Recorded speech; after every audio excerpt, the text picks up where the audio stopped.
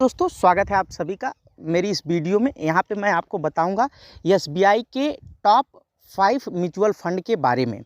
ठीक है, ये वीडियो देखने से पहले मैं एक चीज़ कहना चाहूँगा कि अगर आपको पता नहीं है कि म्यूचुअल फंड क्या होता है, कैसे काम करता है, तो मैंने एक वीडियो बना रखा है जिसका लिंक डिस्क्रिप्शन बॉक्स में मैंने दे रखा है। जाके आप उस वीडियो को सबसे पहले देख लीजिए, उसके बाद ये वीडियो देखिए। अगर आपको पहले से ही पता है म्यूचुअल फंड क्या है, काम कैसे करता है, तो आप इसको देखना शुरू कर सकते हैं अभी के अभी। तो टॉप 5 म्यूचुअल फंड में जो नंबर 1 पे फंड है उसको शुरू करूं उससे पहले मैं ये बता दूं कि एक ये जनरल वीडियो है, ठीक है, जिसको देख के आप ये डिसाइड कर सकते हैं कि कहाँ पे आपको इन्वेस्ट करना है। साथ में ही इन्वेस्ट करने से पहले मैं ये चाहूँगा कि आप अपने किसी भी फाइनेंशियल एडवाइज़र से एडवाइस लेके तभी इन्वेस्टमेंट करें। तो पहला जो हमारा म्यूचुअल फंड है उसका नाम है SBI small cap fund. SBI small cap fund सन 2009 में सितंबर में शुरू हुआ था, जिसमें हमारे जैसे आप जैसे लोग इन्वेस्ट कर सकते थे। ठीक है, तो इस म्यूचुअल फंड में आप इन्वेस्टमेंट कब से कर सकते थे? 2009 से। 2009 के बाद ये म्यूचुअल फंड शुरू हुआ था। ठीक है, आज के समय में इसमें जो इन्वेस्टेड अमाउंट है वो है 1288 करोड़ रुपए के आसपास, जिस दिन मैं वीडियो बना रहा हूँ।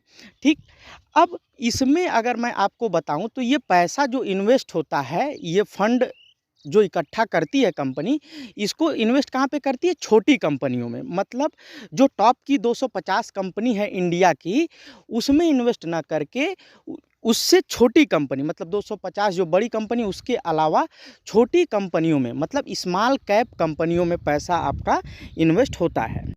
अब स्मॉल कैप कंपनी का मतलब होता है छोटी कंपनियां, बस इसको ध्यान में रखिए। और ऐसी कंपनियों में रिस्क थोड़ा ज़्यादा होता है। अब मैं आपको यहाँ पे एक चीज़ बताना चाहूँगा कि इस म्यूचुअल फंड ने पिछले 5 सालों में जो है आपको जो रिटर्न दिया है वो 19% का रिटर्न दिया है। और अभी तक जब से ये लॉन्च हुआ है आज तक जो टोटल ओवरऑल रिटर्न दिया है 25% का, और पिछली साल 1 साल के अंतर में इन्होंने 12% का रिटर्न दिया हुआ है। अब एक ये जो फंड है, इसके फंड मैनेजर कौन है उसके बारे में मैं आपको बताना चाहूँगा। वो हैं आर श्रीनिवासन जी, जो कि 2009 से ही इस पे काम कर रहे हैं।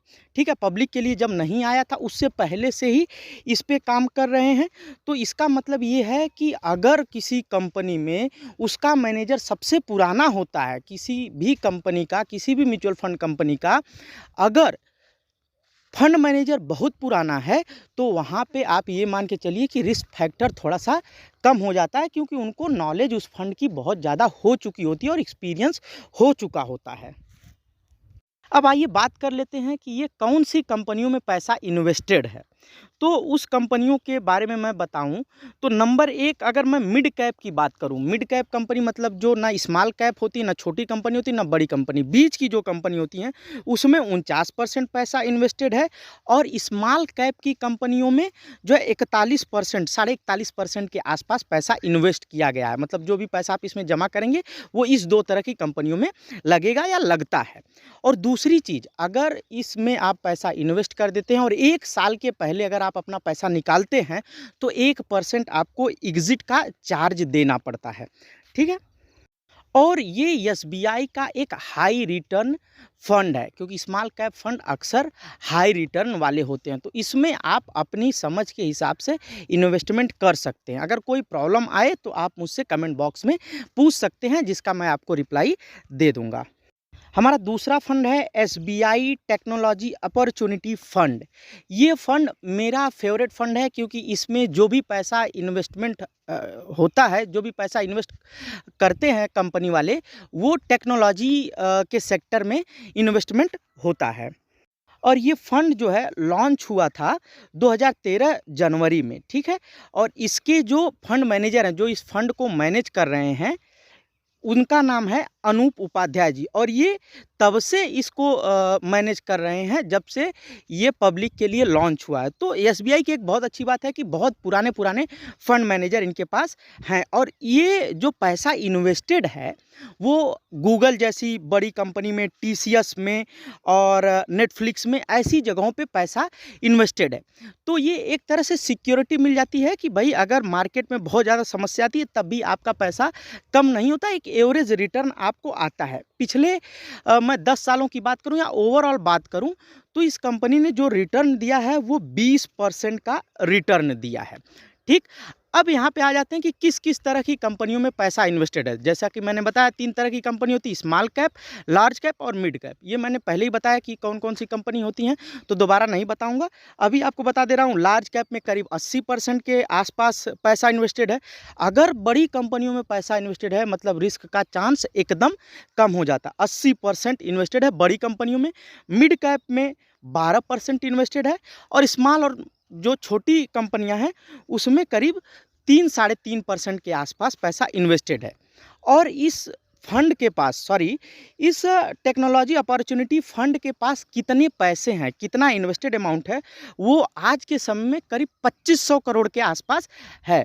ठीक है, अगर आप चाहते हैं करंट देखना कि करंट में कितना इन्वेस्टेड है तो एक बार आप गूगल कर लेंगे तो आपको तुरंत ये पता चल जाएगा। अब मैं बात करता हूं कि ये रिटर्न किस तरह से दे रहा है। पिछले 1 साल में 12% का रिटर्न है, पिछले 5 साल में 24% का रिटर्न है।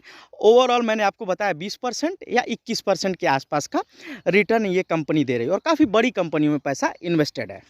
अब तीसरा आपका फंड है यहाँ पे SBI magnum multi cap fund.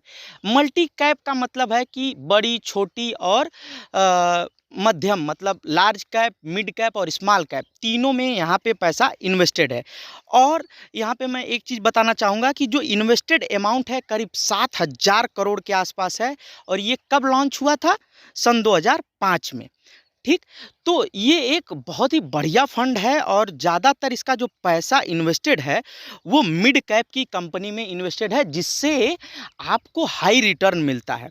साथ में ही अगर मैं बात करूं स्मॉल कैप में तो 10% और लार्ज कैप में तो 11% पैसा ये जो है इन्वेस्ट किया गया है। और इसकी जो फंड मैनेजर हैं, जब से ये फंड लॉन्च हुआ है तब से ही इसको मैनेज कर रही हैं सोहिनी अडानी जी। तो काफ़ी ज़्यादा एक्सपीरियंस है, फॉरेन से पढ़ी भी हुई हैं। तो इस वजह से जो मैनेज करती हैं जिस तरह से इस फंड को, तो वो बहुत बेहतरीन ढंग से मैनेज करती हैं और बहुत ही बेहतरीन रिटर्न है। रिटर्न की अगर मैं बात करूं तो पिछले 1 साल में मिड कैप कंपनियों के थ्रू इन्होंने ओवरऑल 20% का रिटर्न दिया है, जब से ये जो है फंड लॉन्च हुआ है तब से आज तक। और पिछले 5 सालों में करीब 12% का रिटर्न है और पिछले 1 साल में 15% का रिटर्न है। कोविड वगैरह के बाद भी 15% का रिटर्न काफ़ी ज़्यादा माना जाता है। और गोदरेज प्रॉपर्टी जैसी कंपनियों में पैसा इन्वेस्टेड है। तो एक तरह से मानिए कि यहाँ पे बहुत ही बेहतरीन ढंग से इन्होंने पैसा इन्वेस्ट किया है। अब एक और कंपनी मैं आपको बता दे रहा हूँ, जेके सीमेंट में पैसा इन्वेस्टेड है। तो यहाँ पे फंड मैनेजर बहुत ही एक्टिवली आपको अच्छा रिटर्न दिला रही हैं।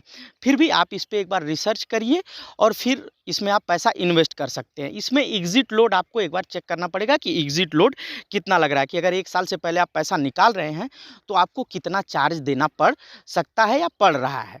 अब यहाँ पे एक चीज़ मैं आपसे कहूँगा कि अगर वीडियो पसंद आ रही हो तो लाइक कर दीजिए, चैनल को सब्सक्राइब कर दीजिए और जो लोग ज़रूरत हो, जिन लोगों को आपको लगता हो तो शेयर कर दीजिए। अगर वीडियो पसंद नहीं आ रहा हो तो डिसलाइक करके कमेंट में बताइए, तो अगली वीडियो में मैं उसको सुधार कर लूँगा।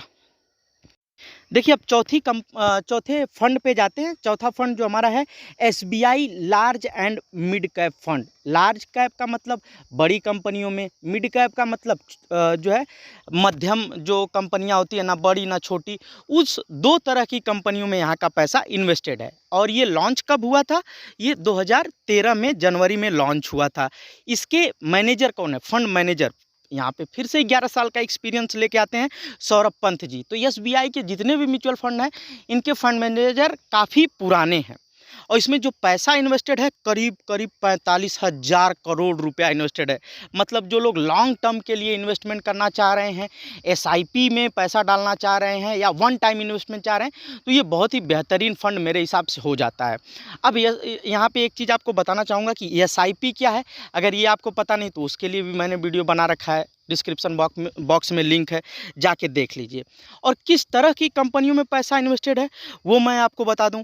ICICI bank, HDFC bank, Infosys, ऐसे जगहों पे पैसा इन्होंने इन्वेस्ट कर रखा है। ठीक। अब यहाँ पे 1 साल में इस कंपनी ने कितना रिटर्न दिया, इस फंड ने कितना रिटर्न दिया है 9% का, 5 साल में 13% का, ओवरऑल कितना दिया 16% का। तो ये कंपनी ये फंड जो है ये आपको एक एवरेज प्रोवाइड कराता है, एक एवरेज जो है रिफंड आपको प्रोवाइड कराता है। आप जो भी इन्वेस्टमेंट कर रहे हैं, जो आपको रिफंड मिल रहा है वो एक तरह से मान लीजिए एवरेज है, ठीक है ना, ज़्यादा रिस्क है और ना यहाँ पे आपको कोई बहुत ज़्यादा रिटर्न मिल रहा है। तो एक एवरेज फंड है, इसमें अगर आप चाहते हैं लॉन्ग टर्म के लिए इन्वेस्टमेंट तो काफ़ी लंबा अमाउंट इन्वेस्टेड है, आप भी इसमें अपना पैसा इन्वेस्ट कर सकते हैं।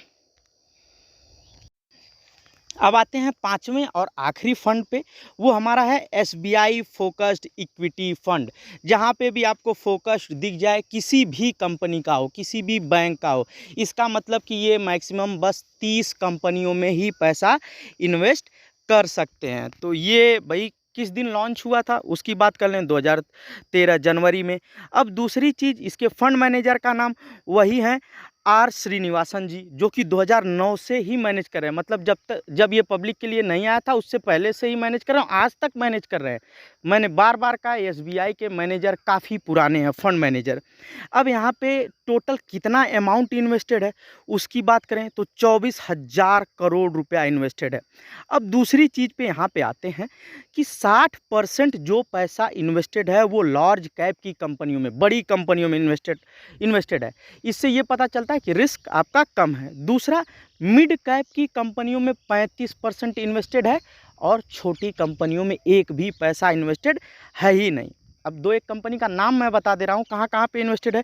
एयरटेल में इन्वेस्टेड है, गूगल में इन्वेस्टेड है, जहाँ से लॉस होने के चांसेस बहुत कम होते हैं। तो इस वजह से ये फंड एक बढ़िया रिटर्न आपको प्रोवाइड कराता रहा है। पिछले मैं जब से लॉन्च हुआ अभी तक की बात करूं तो 15% का रिटर्न है, पिछले 5 सालों में 15% का रिटर्न है, पिछले 1 सालों में 7% का रिटर्न है।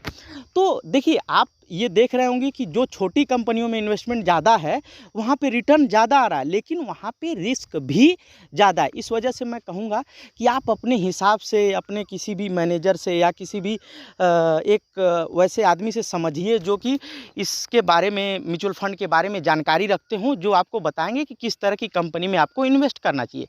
मैं तो एक आपको ओवरऑल ओवरव्यू दे रहा हूँ कि ये जो है म्यूचुअल फंड है एसबीआई के टॉप के।